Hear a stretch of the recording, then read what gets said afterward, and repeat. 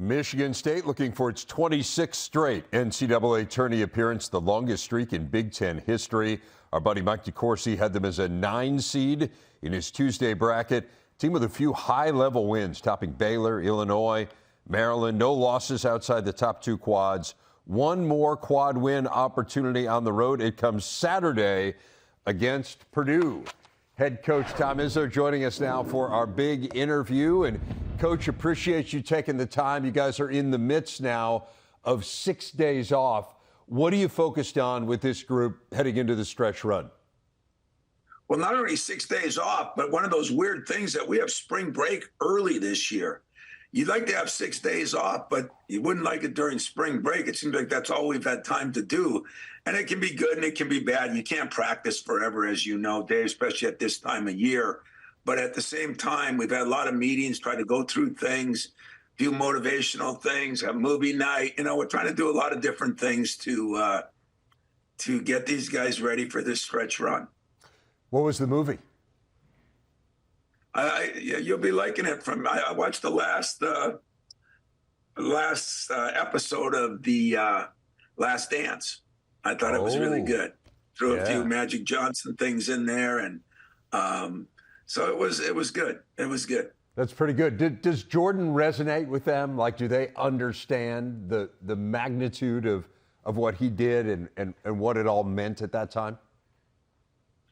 Well, all I cared about in that thing is I think they do. I think, like Magic, I say he's, some guys transcend time, they just, they should. If they're really basketball guys, they should. But the stories are better about what guys go through to be great. And that's kind of, there's a lot of adversity. There's a lot of challenges. There's things that they go through. And I think if I was a businessman, I'd show that. It doesn't matter what. If I was a broadcaster, I might even show that, or somebody in TV. I just think it's motivational to see what a group of people has to go through to do elite things. So there's a message there, clearly, with a group that hasn't necessarily met up to some of the external expectations. You're essentially saying to them what? Well, there are internal expectations too, But, around here, I talk about Cleves a lot. I talk about Draymond. I talk about Magic all the time. Steve Smith, some of our guys that have, came in and went through some tough times. Everybody thinks everything's easy, and it's not. And everybody goes through some ups and downs. There's more that goes on than the outside world knows, whether it be injuries, whether it be deaths in families, but everybody has to cope with that. And, I think this day and age, we're all coping with the transfers and all that. And, you just want them to handle it the best they can handle it. So anything I can show on the Magic documentary, on the Michael, on ones that have done it to an elite level, I think benefits. Speaking of elite, you got Purdue coming up on Saturday at Mackey. You gave them absolutely everything they could handle there last year. It was one of the best games, I thought, of last season. What's the strategy against Zach Edey and company? Well, I went over to see Jonathan Smith, our football guy. I'm taking 2 linebackers and a couple defensive ends, and we're going to get after him a little bit. But you know what? Matt has done a great job with him. You look at a million different pieces of tape, and that's what you have time to do during this segment. And some people doubled them. Some people tripled them. Some people played them one-on-one. Then you look at his stats, and he's getting 25, 30 points on every one of them. I think the kid has gotten in better shape. I think his body fat is down. I don't know that. He's one of those guys you see on TV and say, wow, he's big. Then you stand next to him in person and you say, you don't even belong here. He belongs in the NFL. He's got a 10.5-inch wingspan. And when you think about that, I got some guys with long wingspans at 7'2", 7'3", and so there's things that you can't simulate in practice.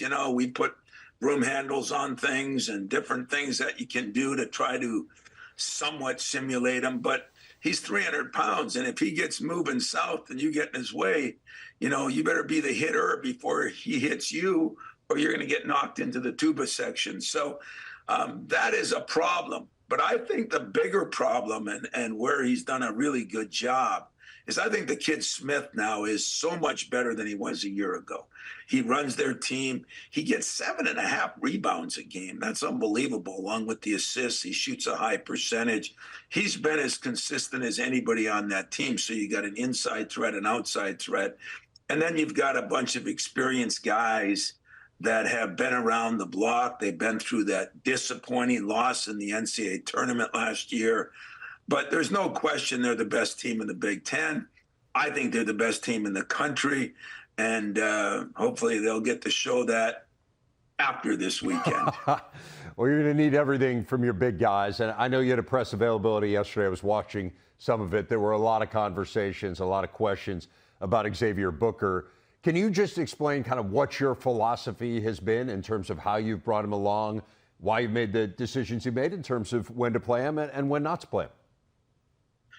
Well, I determined when to play him when he's ready to play. You know, I think you look at pro guys now, you look at college guys, you know, it's a different era. If you look at the number of freshmen playing, even in the Big Ten, but if you look nationally, there's just few freshmen playing, and that's because of not only the transfer portal, but the COVID. You know, we're playing against 23 and 24-year-olds half the time. And, you know, Book has been great. I mean, if you spend any time with him, you love him. You know, he understands where he's at. He understands what his deficiencies are. One of the biggest ones was just strength. You know, he's gained 21 pounds of pretty good strength. He's really improved the last 3 weeks. But I think people see a ranking, you know, I mean, what does a ranking mean? You know, it's can you play?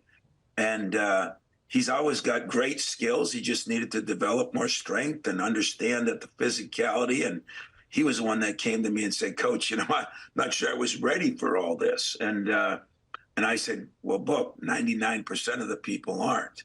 But because of his ranking, you know, our people get a little frustrated here. But one thing I'll tell you, Dave, that has really been a whole 30 years of my career. I want to win more than you want me to win, more than my fans want me to win, more than my wife wants me to win, or my mother. And if ever I wouldn't play a guy because it would cause us a chance not to win, people must be drinking something. So we're trying to get him ready as fast as we can. I have absolutely appreciated the process. Do I wish it was a little faster? But it's here, and now I told him he's going to see physicality at a new level, you know, and God bless him, you know, and I think that's one thing Matt has done, you know. Matt and I grew up with Gene and Judd, you know, and these games have been physical since the day I came here, which is almost 40 years ago, and it hasn't changed, but Gene had some guys like this too. They just weren't as skilled offensively as Zach is. And Matt deserves a lot of credit for that. I think he's good offensively. He's pretty good defensively. He's a phenomenal offensive rebounder, and he uses his length and his girth to a great extent. And yet Book, you know, can really shoot it. He's got long arms. They're 5-6 inches from Edie's, but long arms for a kid, and is improving every day. So I'm ecstatic where he is and where he's going to be. I'm not disappointed that it didn't happen that much earlier. You always wish it, but there's a process for everybody. And believe it or not, he's worked at it. He's gained the weight. He's better in the weight room. He's getting stronger to be able to survive the battles that you have to do, not only in this league, but at this level. Coach, one last question for you. You've got senior night coming up next week. You got a big group moving on, among them your son, Steven. And I was there when he made the shot against Rutgers. It was an incredible scene, so emotional for everyone there, not the least of which yourself and what it meant to you. Can you put into words what this experience has been like to have him alongside you on a day-to-day basis and to be able to share something that's so dear to both of you? Yeah, I can put it in for me.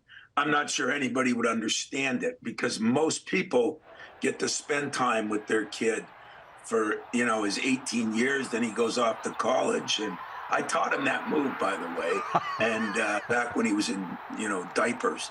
But, you know, I didn't get the chance to do that for the first 18 years. I was kind of helping raise him, but I was raising other other kids from other families. And when he came aboard, I thought he'd be a manager, and it was something he wanted to do. And for me, Dave, been the greatest thing that happened to me in all my career here, because I've gotten to spend time with him doing what I love and what he loves. And maybe the most important thing, he's gotten to be a part of a team, which means, his academics went up. Just everything he's done, he's gotten better. He was a shy kid. Now he's not as shy. What a team is supposed to do, no matter if you're a team in your profession, in the business world, or in the sports world, it has helped him become a better man, and it'll help him for the next 70 years. And it helped me a lot, because every trip we went on, we took a picture at half court of every place we went. His first one, I think, was in Madison Square Garden against Kentucky. So he started out with a bang, Hopefully we can end with a bang, but it's been great. It's been the greatest thing that's happened to me here. Wonderful. Tom Izzo, always a pleasure. Thanks so much, Coach. Good luck this weekend. Thanks, Dave. See you, buddy.